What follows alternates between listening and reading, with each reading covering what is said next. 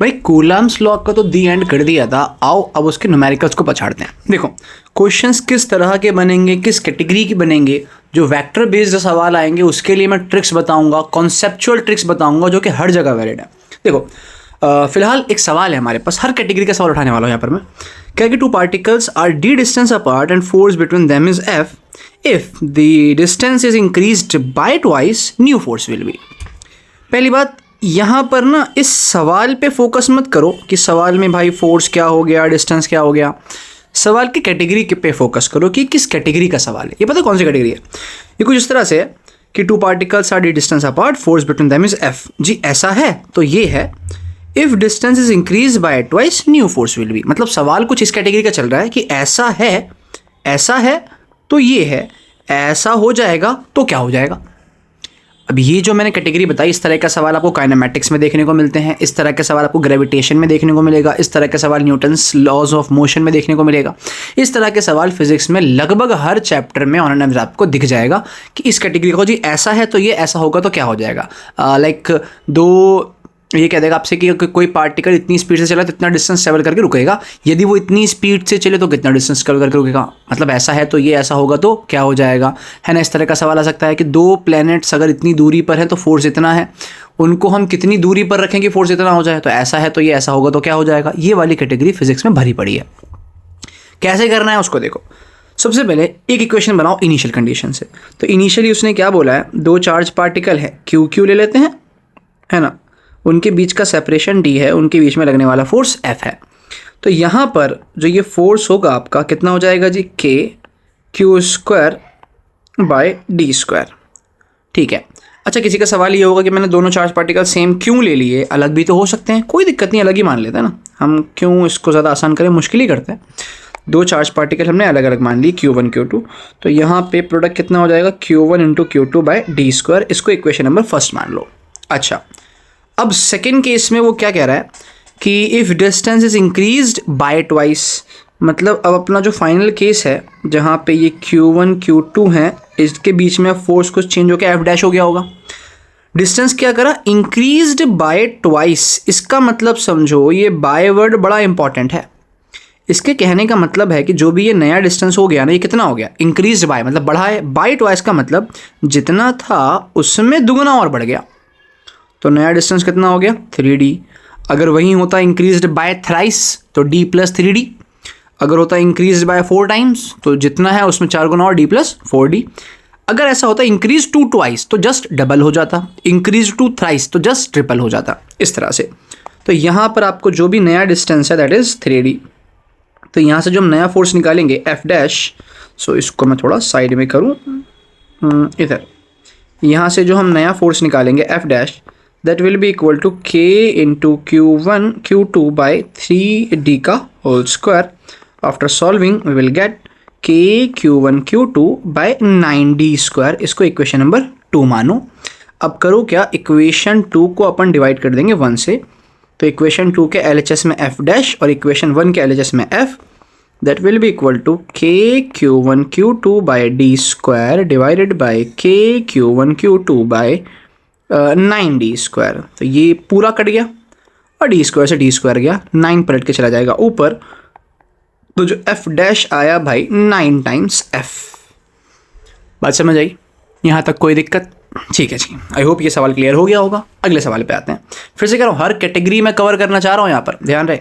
तो जिस कैटेगरी के सवाल आएंगे, जो कॉन्सेप्ट लगने वाले, इसी में मल्टीपल कहानियाँ बनती रहेंगी। हाँ, सवाल तो यार इनफाइनाइट हो सकते हैं ना, हमें कैटेगरीज को पकड़ लेना है कि किस किस कैटेगरी के सवाल घूमते हैं। जैसे कि यहाँ पे आओ, ये आपसे कह रहा है कि two charge particle are D distance apart, force between them is F. ऐसा है तो ये है, at what distance should they place so that force becomes twice. Force becomes twice, becomes twice बोला है, बाय नहीं बोला। इसका मतलब जो नया फोर्स है वो जस्ट डबल हो गया है।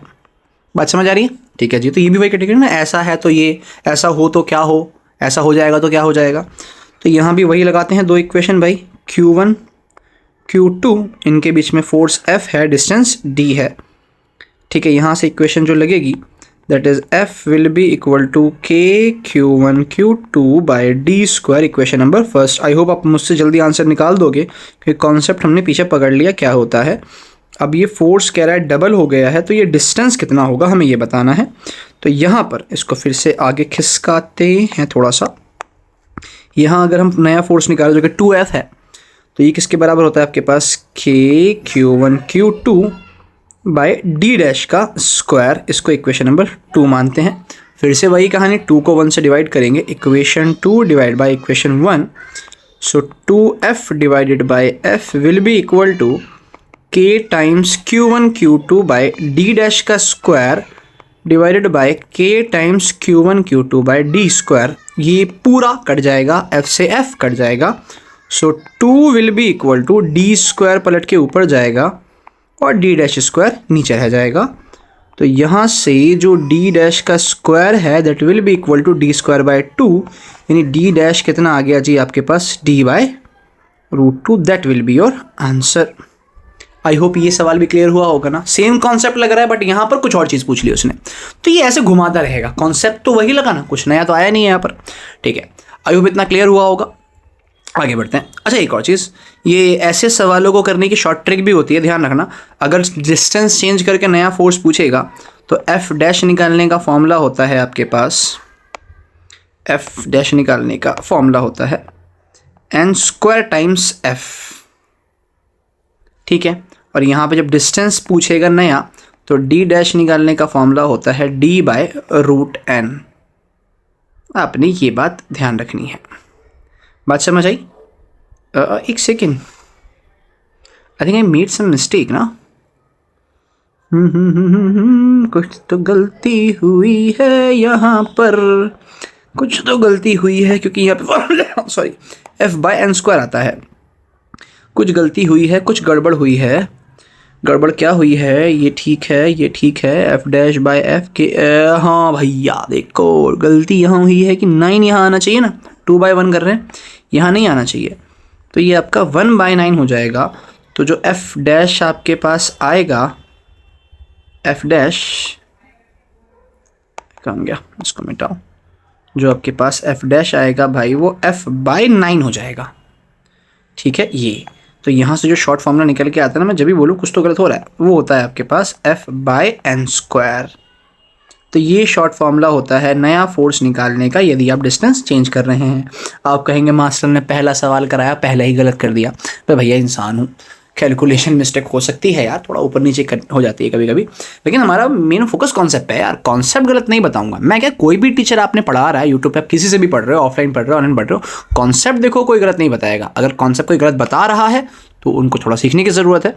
लेकिन हाँ, सवाल आगे पीछे हो जाते हैं डाटा के इश्यूज़ की वजह से, पुट करने की वजह से। खैर, आई होप आपको ये दोनों सवाल क्लियर हुए होंगे। अब आते हैं वेक्टर बेस्ड सवाल पे कि कूलाम्स लॉ पे वेक्टर बेस्ड सवाल कैसे आएगा, उसको समझते हैं।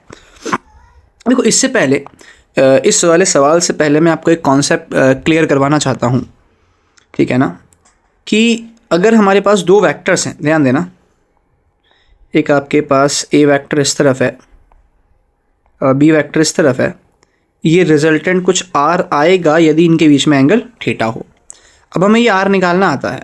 ये आर निकालने का तरीका हमारे पास क्या होता है, √a² plus b² plus 2ab cos theta.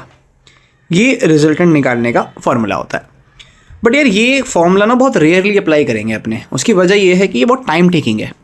इसमें से कुछ चीज़ें एक्सट्रैक्ट कर लेंगे जिसको हम सीधा लगा लेंगे।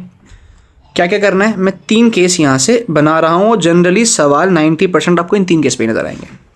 पहला केस क्या जी, कि यदि ए वेक्टर पैरेलल हो बी वेक्टर के। दूसरा केस क्या, कि ए वेक्टर जो है अपोजिट है बी वेक्टर के। और तीसरा केस क्या, कि ए वेक्टर में और बी वेक्टर में एंगल बना 90 डिग्री। ठीक है, तो यहाँ पे थीटा आपके पास 0 है, यहाँ पे थीटा आपके पास 180 है, यहाँ थीटा आपके पास 90 है। तो डायरेक्ट करते हैं भाई। अगर मैं यहाँ आर निकालने जाऊँ तो मुझे बताना a² plus b² plus 2ab cos 0 क्या 1, तो प्लस का सिर्फ 2ab आ जाएगा। ये क्या बन गया आपका √a प्लस b का होल स्क्वायर, स्क्वायर से रूट कट के सिर्फ a प्लस b मतलब अगर दो वेक्टर आपके सेम डायरेक्शन में है तो उनका रिजल्टेंट निकालने के लिए आप सीधा उनको ऐड कर सकते हो अगर उनके बीच में डायरेक्शन सेम है, एंगल 0 है। लेकिन अगर 180 है तो वेरी गुड, जानता हूँ आप आंसर दे सकते हैं। तो जल्दी से मेरे निकालने से पहले कमेंट सेक्शन में कमेंट करके बता दो। cos 180 -1 होता है तो ये माइनस का 2ab हो जाएगा। तो यहाँ पे रिजल्टेंट आपके पास क्या आना है जी, a माइनस बी का होल स्क्वायर से रूट कटेगा तो आंसर कितना आ गया, a माइनस बी। मतलब दो वेक्टर्स अगर 180 डिग्री पर है, हेलो ओके, दो वेक्टर्स अगर 180 डिग्री पर हैं तो रिजल्टेंट निकालने के लिए हम उनको सीधा माइनस कर सकते हैं। बढ़िया। अगर 90 डिग्री पर है तो भाई cos 90 तो 0 होता है, तो ये 2ab ये पूरी टर्म 0 हो जाएगी वहाँ पर। तो सिर्फ क्या बचेगा, a square plus B square. मतलब अगर 90 डिग्री पर है तो स्क्वायर में रूट के अंदर सम कर देंगे दो वेक्टर्स का। तो ये रिजल्टेंट निकालने के तरीके निकाल लिए हमने 3। हेलो, ये इतना फ्लक्चुएट क्यों कर रहा है यार? एम आई ऑडिबल ना? जस्ट अ सेकेंड, मैं अगर कलर चेंज कर दूं, is it okay now? Okay.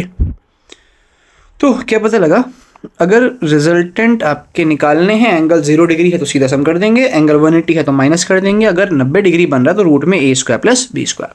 ठीक है जी, अब आते हैं अपने सवाल पर। ये कुछ वेक्टर बेस्ड क्वेश्चंस लिए हैं मैंने कूलम्ब्स लॉ के। यहाँ देखो, ये कह रहा net force on 1 micro coulomb निकालना है। सबसे पहले क्या करो, इन चार्जेस को ना नाम दे दो जो रखे हैं इस 1 माइक्रो कूलम्ब के अलावा, ए और बी। तो भाई ए की वजह से अगर निकालेंगे 1 माइक्रो कूलम्ब पर तो पॉजिटिव पॉजिटिव रिपल्शन होगा, तो ये फोर्स कहाँ आ जाएगा, इस डायरेक्शन में। ये क्या हो जाएगा जी, फोर्स ड्यू टू ए।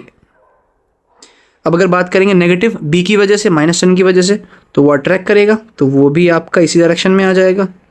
ये हो जाएगा फोर्स ड्यू टू बी। अब ये दोनों जो फोर्स हैं ये सेम डायरेक्शन में है, इसका मतलब अगर हमें नेट फोर्स निकालना है तो दोनों को प्लस करना पड़ेगा, F A plus F B. Very good. तो अब निकालें, ए की वजह से अगर निकालेंगे तो k इंटू Q1, Q1 कितना है जी 10 माइक्रो कूलम्ब, 10 की पावर -6 इंटू Q2 कितना है 1 माइक्रो कूलम्ब। अभी ए की वजह से निकाल रहे हैं, k Q1 Q2 by R square apply कर रहे हैं, डिवाइडेड बाय डिस्टेंस कितना है 10 सेंटीमीटर।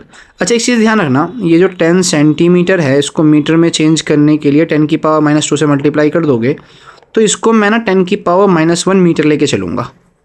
सिमिलरली अगर कहीं पे 20 सेंटीमीटर होगा तो उसको मैं क्या लेके चलूँगा, 2 इंटू 10 की पावर -1 मीटर लेके चलूँगा। इस बात का ध्यान रखना। तो ये 10 सेंटीमीटर को 10 की पावर -1 मीटर का स्क्वायर कर सकते हैं, प्लस आगे आएंगे बी की वजह से, तो k इंटू एक चार्ज कितना है ये 1 माइक्रो कूलम्ब, 1 10 की पावर -6, और दूसरा कितना है माइनस का 10 इंटू 10 की पावर -6 डिवाइडेड बाय ये डिस्टेंस भी कितना है जी 10 सेंटीमीटर, मतलब 10 की पावर -1 का स्क्वायर। अब बच्चे लोग एक बात देखो, ये वाला माइनस यहाँ से उठ के क्या यहाँ नहीं आ जाएगा, यहाँ पर मल्टीप्लाई हो जाएगी ना। और आप देखोगे कि भाई जो ये पॉजिटिव में है वही ये नेगेटिव में है, तो ये पूरा कट के जो नेट फोर्स आएगा वो आना चाहिए 0 न्यूटन। लेकिन थोड़ा सा कुछ इलॉजिकल सा लग रहा है यार, जब दोनों ही फोर्स सेम डायरेक्शन में है तो आंसर तो 0 कभी आना ही नहीं चाहिए ना भाई। नेट फोर्स 0 कैसे हो जाएगा, पॉजिटिव उसको रिपेल करेगा, पॉजिटिव वाला इसको रिपेल करेगा और नेगेटिव वाला अट्रैक्ट करेगा, तो ओवरऑल ये चार्ज पार्टिकल तो यहाँ मूव करेगा। तो ये नेट फोर्स 0 क्यों आ रहा है, 0 नहीं होना चाहिए ना कुछ होना चाहिए ना। इसका मतलब हमने कुछ गड़बड़ी कर दी है। वो गड़बड़ी क्या करी है, देखो वेक्टर को हमने अच्छे से समझा नहीं। वेक्टर में हमने एक बात का ध्यान नहीं दिया कि वेक्टर की खासियत उसके पास डायरेक्शन होती है। तो जो हमने एफ ऑफ बी इस डायरेक्शन में बनाया वो हमने क्यों बनाया, वो इसलिए बनाया क्योंकि इस 10 पे नेगेटिव चार्ज है और ये 1 माइक्रो कूलम्ब को अट्रैक्ट कर रहा है। तो उस अट्रैक्शन को शो करने के लिए, इस नेगेटिव साइन के इफेक्ट को शो करने के लिए ही तो एफ बी की डायरेक्शन यहाँ बनाई है। तो इसीलिए अब न्यूमेरिकल करते वक्त यहाँ पर हम इस 10 को मैग्नीट्यूड में लेंगे, साइन के साथ नहीं लेंगे। आई होप ये क्लियर हुआ, क्योंकि नेगेटिव साइन की वजह से ही डायरेक्शन बनाई है, तो सॉल्व करते में उसको अब पॉजिटिव करके लेना है, क्योंकि नेगेटिव साइन का इफेक्ट वो बन चुका है क्या कि बी एफ ऑफ बी इस तरफ आ रहा है। आई होप ये क्लियर हुआ होगा।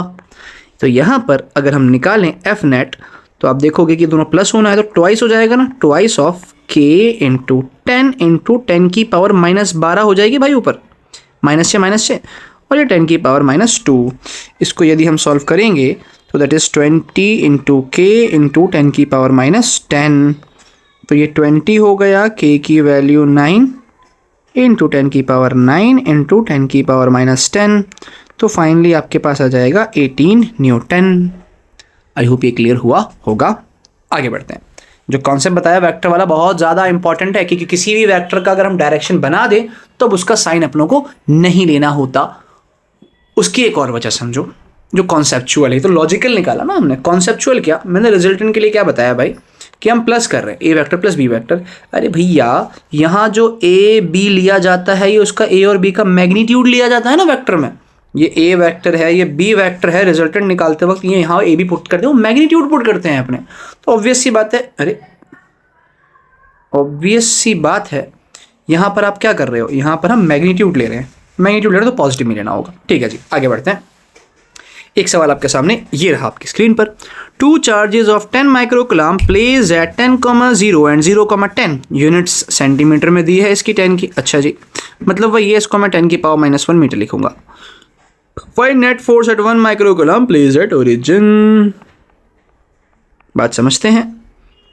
ये आपके पास y एक्सिस बोल दिया हमने, और ये हमने इधर ये x एक्सिस बोल दिया।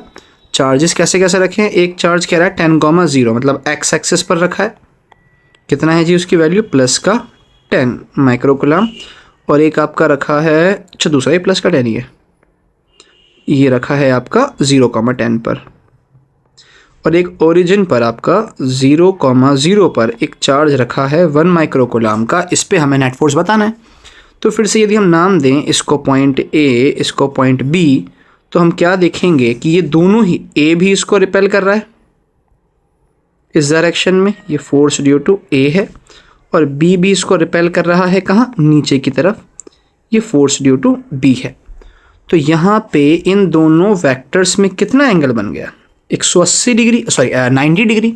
तो 90 डिग्री में अगर हमें आंसर निकालना हो तो हम क्या करते हैं, √ एक फोर्स का स्क्वायर प्लस दूसरे फोर्स का स्क्वायर, यही करते हैं ना।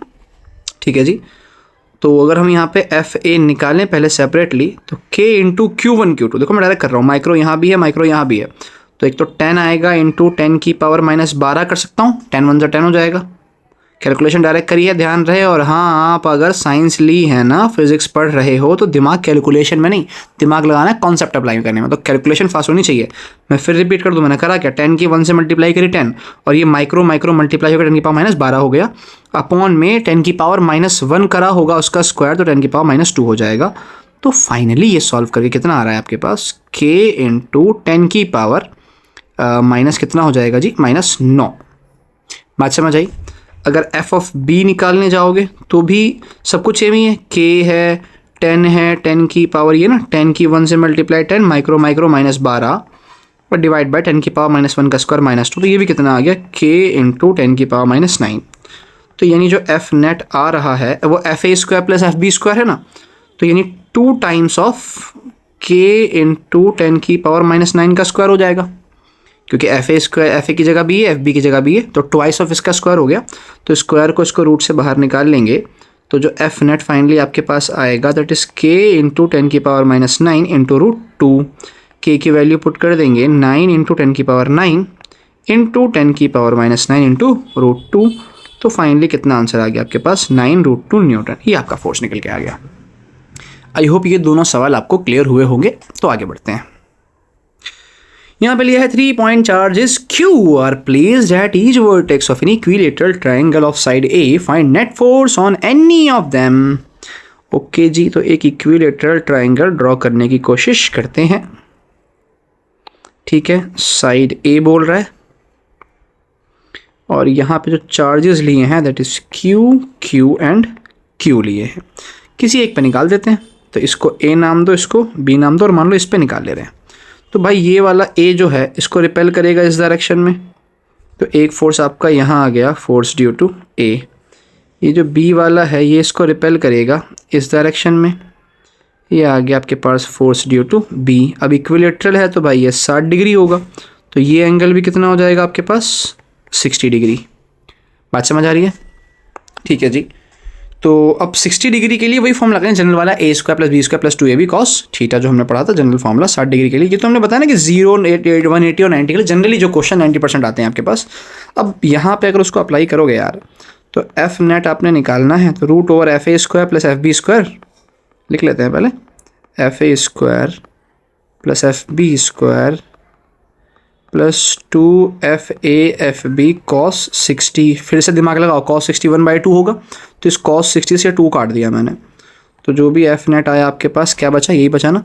अब अगर मैं एफ ए निकालूँ, थोड़ा सा पहले देख लो ना यार, क्या एफ ए एफ बी बराबर नहीं होंगे क्या?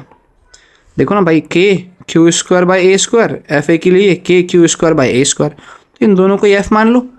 ठीक है जी। तो एफ ए एफ बी की जगह अगर मैं एफ मान लूँगा, तो एफ ए स्क्वायर की जगह एफ बी स्क्वायर की जगह एफ स्क्वायर, और एफ इंटू एफ ये भी क्या हो गया, एफ स्क्वायर। तो 3 टाइम्स एफ स्क्वायर, एफ बाहर निकाल लेंगे, तो एफ नेट कितना आ गया, एफ रूट 3, और एफ किसके बराबर है भाई, के स्क्वायर बाई ए स्क्वायर ना, ये के Q1 Q2 के Q square by A square into root 3। इतने न्यूटन आपका फोर्स आ रहा है। जेई का आया हुआ सवाल है, बड़ा घटिया सा। आई होप ये कॉन्सेप्ट क्लियर हुआ होगा कि किस तरह से हम वेक्टर बेस्ड सवाल को भी टैकल कर सकते हैं, चाहे 0 हो, 180 हो, 90 हो, या फिर अदर कोई एंगल हो। आगे आते हैं, इसको देखो, कुछ स्पेशल केसेस की वेक्टर्स मेथड जब हम अप्लाई करने होंगे, तो कुछ केस 90 के लिए, 60 के लिए और 120 के लिए डायरेक्ट हमें आंसर पता होने चाहिए। कैसे? यहाँ पे ध्यान देंगे, हमें इस स्मॉल क्यू पे अगर फोर्स निकालना है ना, स्मॉल क्यू पे अगर फोर्स निकालना है, तो ये वाला पॉजिटिव इसको यहाँ रिपेल कर रहा होगा, कुछ फोर्स लगा रहा होगा F, ये वाला पॉजिटिव इसको यहाँ रिपेल कर रहा होगा, ये भी कुछ फोर्स लगा रहा होगा, F ही लगाएगा ना, क्योंकि डिस्टेंस दोनों में सेम मान रहे हैं, चार्ज दोनों का सेम मान रहे हैं। तो जो भी रिजल्टेंट आएगा वो इस डायरेक्शन में हो जाएगा एफ नेट, और इस एफ नेट की वैल्यू किसके बराबर होगी, मैं डायरेक्ट कर रहा हूँ, 90 डिग्री के लिए क्या होता है जी, A square plus B square, तो यानी F square plus F square, तो F square plus F square 2 times F square. अरे एफ बाहर आएगा, तो यहाँ से एफ नेट कितना हो गया आपके पास, सीधा √2f। तो ये फॉर्मूला ना भाई अपने ध्यान रखना है, ये फॉर्मूला अपन को ध्यान रखना है कि अगर दो आइडेंटिकल वेक्टर्स 90 डिग्री पर हैं, ज़रूरी नहीं है फोर्स हो, फोर्स तो मैं एग्जांपल लिया, इलेक्ट्रिक फील्ड हो सकती है, मैग्नेटिक फील्ड हो सकती है, डायपोल मोमेंट हो सकता है, कुछ भी हो सकता है। दो आइडेंटिकल वेक्टर्स अगर 90 डिग्री पर हों, तो उनका रिजल्टेंट हमेशा √2f होता है। यही बात समझो। मान लो इस चार्ज को अगर मैं कर देता 2q, तो एक फोर्स f होता और दूसरा फोर्स क्या 2f नहीं हो जाता भाई, क्योंकि k q1 इंटू 2q और a तो सेम ही है। तो यहाँ पे जो एफ नेट निकलता, और 90 डिग्री के लिए भाई F A square plus F B square, तो एक को तो एफ स्क्वायर करते और दूसरे को 2f का होल स्क्वायर करते, तो वो 4f का स्क्वायर हो जाता, यानी रूट कितना हो जाता, 5f स्क्वायर, यानी कितना हो जाता, f√5 हो जाता। ठीक है जी। वहीं अगर मैं इसको 3q करता, तो ये 3 का स्क्वायर 9 हो जाता, और ये कितना 10 हो जाता, फिर ये कितना हो जाता, f√10 हो जाता। इसको अगर मैं 4 करता, 4 का स्क्वायर 16 होता, ये 17 होता, तो ये कितना हो जाता, f√17 हो जाता, सॉरी 17 हो जाता। तो बात समझ आई ना, कि ये जो तरीका मैंने आपको दिया है f√2, इससे आप किसी भी सिचुएशन का इजीली आंसर निकाल सकते हो 90 डिग्री के लिए। आई होप ये समझ आ गया होगा। सिमिलरली 60 डिग्री वाला कॉन्सेप्ट है कि ये वाला इसको इस डायरेक्शन में रिपेल कर रहा है। ठीक है जी। यहाँ कुछ फोर्स की वैल्यू होगी F, इसको मिटा दो, ज़रूरत क्या है इसकी अब। और ये वाला आपको यहाँ इधर रिपेल कर रहा होगा, सेम इसकी वैल्यू भी क्या होनी चाहिए, F, क्योंकि ये चार्ज का प्रोडक्ट सेम, ये चार्ज का प्रोडक्ट सेम, और डिस्टेंस भी सेम। तो जो भी रिजल्टेंट आएगा इनका इस डायरेक्शन में होगा एफ नेट। एंगल कितना बन रहा है, 60 डिग्री, तो 60 डिग्री के लिए निकालोगे तो एफ नेट कैसे निकालेंगे, √a square plus B square plus 2 into A B, F square हो जाएगा, F into F into cos 60 से 2 कट जाएगा, cos 60 1/2। तो भाई ये 3f स्क्वायर हो गया ना, तो f बाहर आएगा तो √3f, यानी ऐसे केसेस में 60 डिग्री में अगर आइडेंटिकल फोर्स हैं, तो जो भी नेट वेक्टर क्वांटिटी आएगी दैट इज़ √3 टाइम्स हो जाएगी, √3f। फिर से कह रहा हूँ, ये मैं एग्जांपल भले ही फोर्स का ले रहा हूँ, बट इलेक्ट्रिक फील्ड में, डायपोल मोमेंट में, मैग्नेटिक फील्ड में, हर जगह, इवन कोई भी वेक्टर का सवाल चल रहा हो, अगर ये एंगल्स हैं तो ये हमेशा एप्लीकेबल है। यहाँ पर आते हैं, तो ये नेगेटिव वाला तो भाई अट्रैक्ट करेगा, नेगेटिव वाला अट्रैक्ट करेगा कुछ फोर्स F से, लेकिन ये पॉजिटिव वाला इसको सेम फोर्स F से रिपेल करेगा, क्योंकि चार्जेस का प्रोडक्ट और डिस्टेंस सेम है, बस एक अट्रैक्टिव एक रिपल्सिव है। तो यहाँ पे बन रहा है 120 डिग्री, तो एफ नेट जो भी आएगा इस डायरेक्शन में होगा ना, क्योंकि यहाँ पे जो एंगल फॉर्म हुआ दैट इज़ 120 डिग्री। तो 120 डिग्री के लिए अगर निकालेंगे तो फिर से वही है ना, एक F square A square plus B square plus 2a into B into cos 120। ध्यान रहे कॉस 120 होता है आपके पास माइनस का 1/2, तो भाई माइनस के 1/2 से अगर हम काटेंगे तो F square plus F square minus का एफ स्क्वायर हो जाएगा ना, 1/2 से 2 कटेगा माइनस आ जाएगा, तो ये आपके पास रूट में एफ स्क्वायर बचा जो कि एफ के ही बराबर आ गया। बात समझ आ रही है? इसका मतलब अगर 120 डिग्री पे दो आइडेंटिकल वेक्टर हैं, 120 डिग्री पे दो आइडेंटिकल वेक्टर हैं, तो जो नेट फोर्स है वो एफ के ही बराबर होता है। आई होप ये कॉन्सेप्ट भी क्लियर हुआ होगा। ठीक है जी, बहुत ज़बरदस्त है। फिर से बता रहा हूँ, किसी भी वेक्टर क्वांटिटी पे अप्लाई कर सकते हो यदि ये एंगल के कॉम्बिनेशंस वहाँ पर चल रहे हैं। तो आगे आते हैं। सवाल दिया है कि 3 इक्वल चार्जेस लग गया, एक सेकेंड यार, चलो इसको अलग से निकलना पड़ेगा। कह रहा है कि ये 3 इक्वल चार्जेस हैं are placed each vertices of an equilateral triangle. तो फिर से एक इक्विलेटरल ट्रायंगल बनाते हैं, उसके हर वर्टिसेस पे एक चार्ज रख दिया गया है Q, small q small q small q। Side कुछ a मान लेते हैं, नहीं दिया इसने। कह रहा find resultant force on charge capital Q place at centre. यहाँ पर एक चार्ज रख दिया कितना, कैपिटल Q। ठीक है जी, तो इसमें नेट फोर्स निकालना है। तो देखो भाई, ये वाला जो चार्ज पार्टिकल है ये इसको रिपेल करेगा इस डायरेक्शन में, ठीक है ना, कुछ फोर्स F होगा। ये वाला चार्ज पार्टिकल इसको रिपेल करेगा नीचे की तरफ, ये भी कुछ फोर्स F होगा। ये वाला चार्ज पार्टिकल इसको ये रिपेल करेगा इस डायरेक्शन में, ये भी कुछ फोर्स F होगा। बात समझ आई? अच्छा, हमें मालूम है कि सेंट्रॉइड का डिस्टेंस हर वर्टेक्स से सेम होता है। ठीक है जी, पहले देखो इसका और इसका रिजल्टेंट निकालें, क्योंकि ये 120 डिग्री पर है, तो इन दोनों का रिजल्टेंट इस तरफ आएगा और वो किसके बराबर होगा, F के ही बराबर होगा। तो अब इसका काम भी ख़त्म और इसका काम भी ख़त्म। अब क्या बचा, इन दोनों का रिजल्टेंट F ऊपर बचा और ये F नीचे बचा। और अगर दो वेक्टर्स अपोजिट हो तो क्या करते हैं, माइनस करते हैं। तो F में से F को जब माइनस करोगे तो फाइनली F नेट क्या आएगा, 0। मतलब इस ट्राइंगल के सेंट्रॉइड पे नेट फोर्स रहने वाला है 0। आई होप आपको ये बात क्लियर हुई होगी। ठीक है जी, उम्मीद करता हूँ यहाँ तक का कॉन्सेप्ट क्लियर हुआ होगा। तो यहाँ पर हमने पूरा फोकस किया है कुलाम्स लॉ के न्यूमेरिकल्स पे, कि कुलाम्स लॉ में किस किस तरह के न्यूमेरिकल्स बनते हैं, उसको अपने को कैसे टैकल करना है, वो सारी चीज़ें यहाँ कवर कर ली हैं। नेक्स्ट वीडियो में मिलते हैं इलेक्ट्रिक फील्ड की, जहाँ बात करेंगे। और मैं जानता हूँ काफ़ी लेट हो चुका है, क्योंकि यार थोड़ी सी डिस्टर्बेंस चल रही थी मेरे साथ पिछले करीब 20 दिनों से। तो होपफुली अब मैं वीडियोस रेगुलर अपलोड करूँगा, एक टाइम के गैप पे एक शेड्यूल बनाऊँगा मैं अपना, कि मैं भाई इस डेज़ मुझे वीडियोस अपलोड करनी है तो करनी है। बस थोड़ा सा एप्रिसिएशन चाहिए आपसे यार। देखो वीडियोस अगर वाकई पसंद आ रही हैं, तो अगर ऐसा लग रहा है मैं हमसे आपको अच्छी तरीके से एक्सप्लेन नहीं कर पा रहा हूँ, तो आपकी मेरी वीडियोज़ देखना आपका टाइम वेस्ट है। इससे बेटर है कि यूट्यूब पे और भी वीडियोज़ हैं, ज़बरदस्त टीचर्स पढ़ाते हैं, जिनसे मैं खुद पढ़ा हूँ, बहुत से टीचर्स हैं, उनसे आप पढ़ सकते हैं अगर आपको यहाँ पे लग रहा टाइम वेस्ट हो रहा तो। लेकिन अगर आपको मेरे लेक्चर समझ आ रहे हैं, कॉन्सेप्ट क्लियर हो रहे हैं, क्वेश्चंस आपसे हो रहे हैं, तो भाई प्लीज़ मेरी वीडियोस को लाइक करो, सब्सक्राइब करो, थोड़े अच्छे से कमेंट्स कर दिया करो, और या शेयर करो दोस्तों तक, और बोलो थोड़ा सब्सक्राइब करो और वीडियोज़ देखा करें अगर समझ आ रहा है तो। मिलते हैं नेक्स्ट वीडियो में।